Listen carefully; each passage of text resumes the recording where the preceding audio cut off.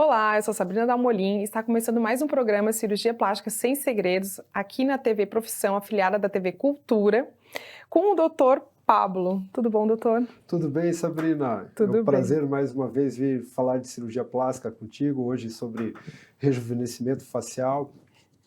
E quem não quer, né? Quem não quer ter a face sempre jovem. Mas vamos lá, doutor. Rejuvenescimento facial. Conte um pouquinho pra gente como que funciona, as cirurgias. Não, o rejuvenescimento facial é o conjunto de cirurgias plásticas, né, destinadas a restaurar um aspecto mais jovem para a face, ou um aspecto talvez melhor dentro da idade que a pessoa tenha, para corrigir e atenuar os sinais do envelhecimento que, a maioria das vezes, são decorrentes da queda das estruturas da face e da perda de volume das estruturas da face também. Então, quando a gente começa a perceber os sinais de envelhecimento, uma das primeiras coisas que a gente percebe é a papada. Sim. Tô certa?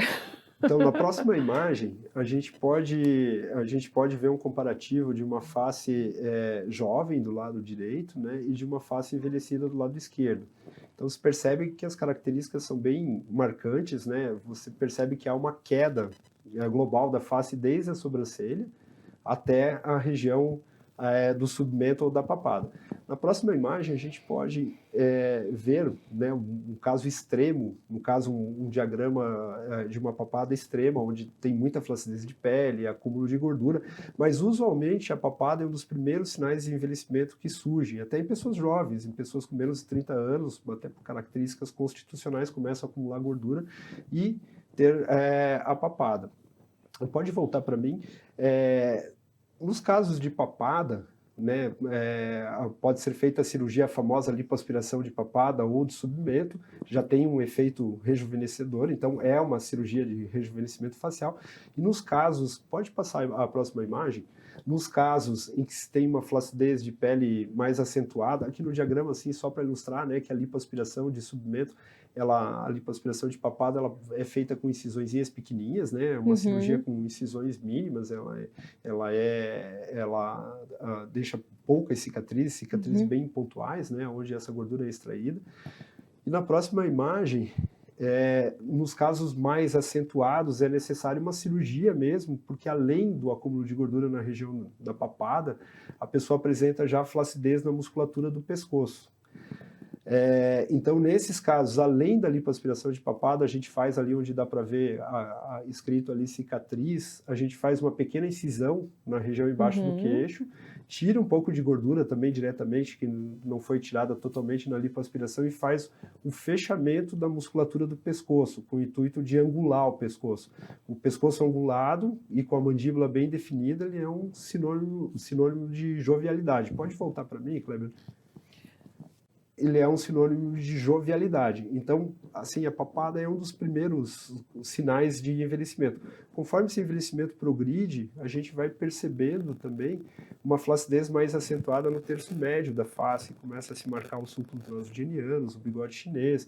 Também, paralelo a isso, os lábios vão perdendo volume, né? Até que chega um ponto que o paciente, além do tratamento do pescoço, além da cervicoplastia, que foi que foi demonstrado na imagem, ali, aquela incisãozinha, né, na região embaixo do queixo, essa pessoa vai precisar do famoso lifting facial. O lifting facial. E aí, quando começa a cair aqui, como você falou, a parte da maçã e o bigode chinês, já o preenchimento já não faz mais tanto efeito e tem que partir, então, para a parte do lifting mesmo. Veja bem, para casos leves, tá, de queda, o preenchimento não é que ele vai ter um efeito de elevar a face, as pessoas têm a ideia que o preenchimento vai esticar a face, não. Mas o fato de se atenuar o sulco nasogeniano, que é uma marca, um sinal indireto do que essa região está caindo, se você atenuar essa região em casos leves, vai dar a sensação visual que a face foi elevada. Mas isso tem um limite, né? Chega um ponto de queda que não tem mais como se resolver apenas com preenchimento e realmente vai ter que se fazer a cirurgia para tracionar essa região da face para cima e para trás, e também, aproveitando, já se traciona o pescoço com a cervicoplastia, né?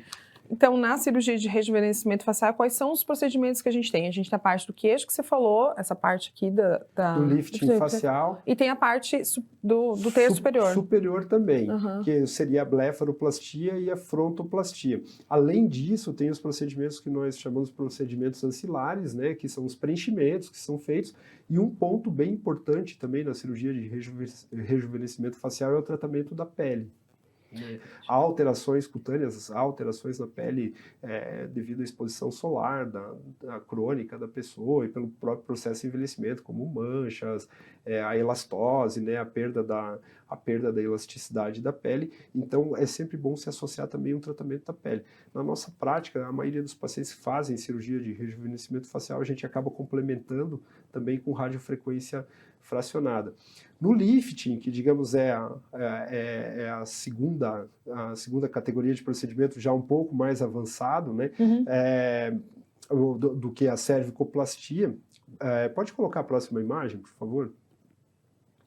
Então, no lifting vão ter cicatrizes um pouco mais extensas, vai ter que se fazer uma cirurgia um pouco mais extensa, né? Essas cicatrizes, normalmente, elas são colocadas dentro do couro cabeludo ou no pé do cabelo, em algumas regiões, né? E ela circula a orelha também.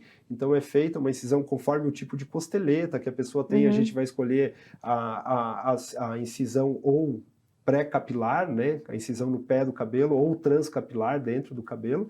A incisão vai circundar a orelha e a cicatriz vai ficar nessa localização. Com o tempo, essa cicatriz fica muito pouco visível e se faz um verdadeiro processo de descolamento do rosto, né, para além de se fazer a tração da pele, se retirar o excesso de pele do rosto, também são tratadas as estruturas profundas da face, a musculatura da face, que também é tracionado. Pode voltar para mim?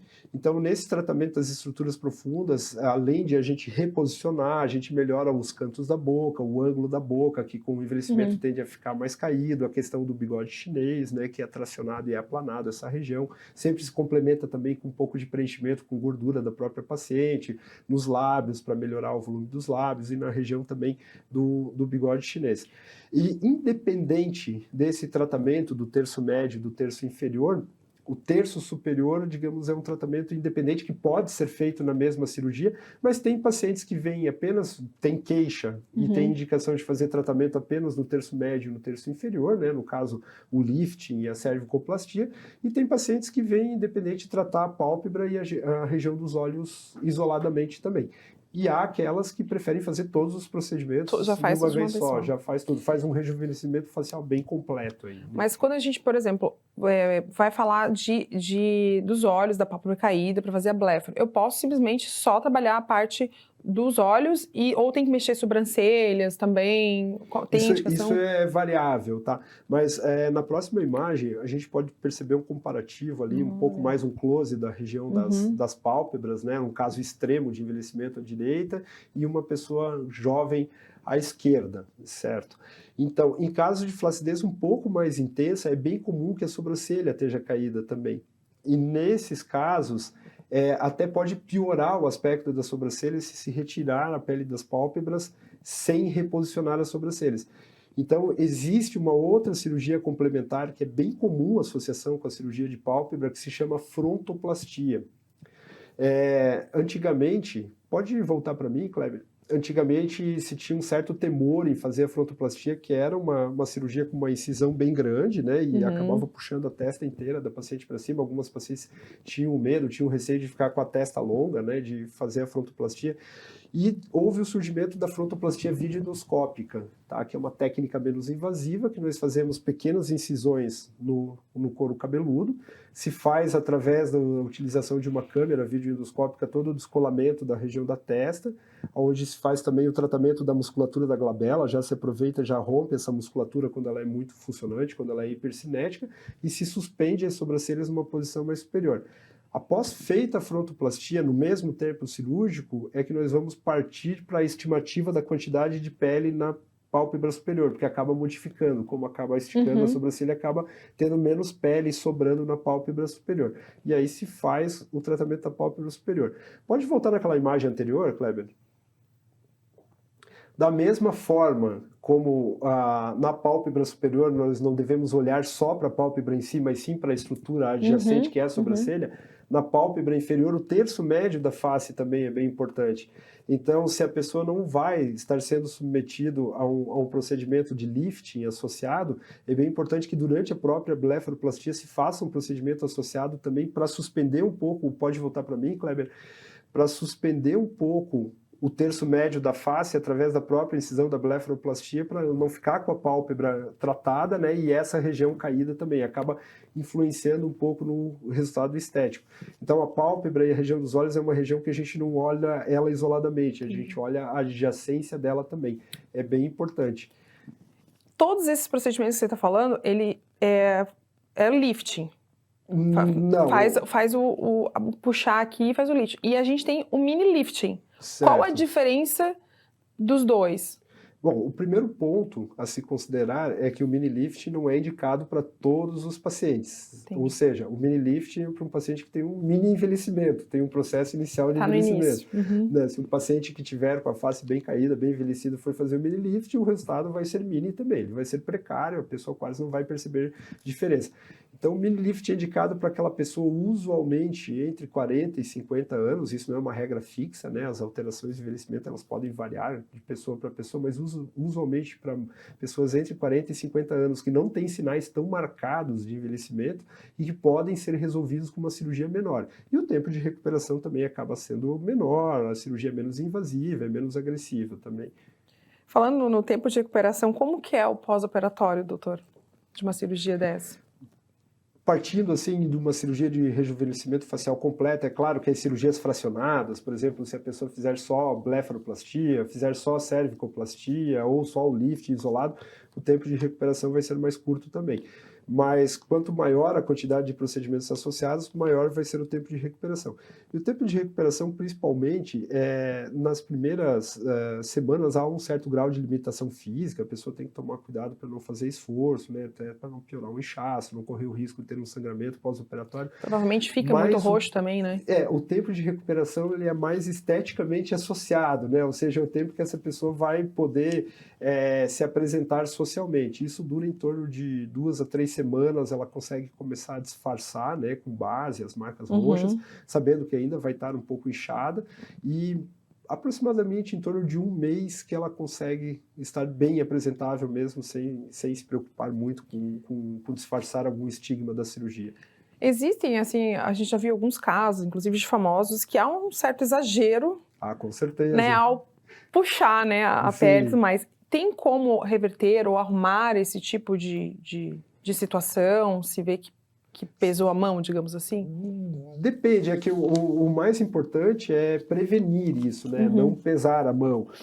Essa cirurgia, a cirurgia de lifting facial, ela teve uma evolução já desde o surgimento. No princípio, os liftings eram apenas liftings de pele, se descolava a pele e tracionava a pele.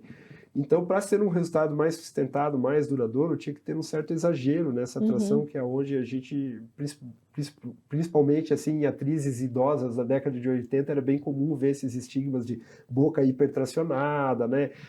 Ou de face em túnel de vento, parecia que a pessoa estava num túnel de vento e algo estava empurrando o rosto dela para trás. Com o tempo foram surgindo os liftings profundos, né, onde se trata além da pele as estruturas profundas da face, né? Então é preferível fazer um reposicionamento dessas estruturas profundas de uma forma mais natural, para se ter um resultado mais elegante, e a retirada de pele apenas o necessário, apenas o que está sobrando. Ou seja, a sustentação da face nessas técnicas mais modernas, como hoje uma técnica que está muito em voga é o Deep Plane Facelift. Nessas técnicas mais modernas, a sustentação do rosto não vai ficar na pele, ela vai ficar nas estruturas profundas. E isso dá um resultado muito mais natural, duradouro e mais elegante também. E quem manda, digamos assim, no que vai fazer não é o paciente. Tipo, eu quero puxar tudo. Vocês fazem uma análise, uma indicação. Feita a indicação do que é melhor para aquele caso específico, né? Uma análise caso a caso do que é indicado fazer, Não necessariamente essa pessoa necessita fazer todos os procedimentos, então é comum a gente fazer avaliação para rejuvenescimento facial e indicar para o paciente uma cirurgia completa, uma cirurgia terço superior, blefaroplastia, terço médio e terço inferior. E a pessoa pontuar, não, olha, o que me incomoda, essa região dos olhos não está me incomodando tanto, e ela inicialmente fazer o procedimento terço médio e inferior. Ou vice-versa, ela se incomodar com o aspecto carrancudo, bravo, triste que ela está tendo na região dos olhos, com rugas marcadas nessa região, e nós fazermos uma frontoplastia videoendoscópica com blefaroplastia. Então, o paciente pode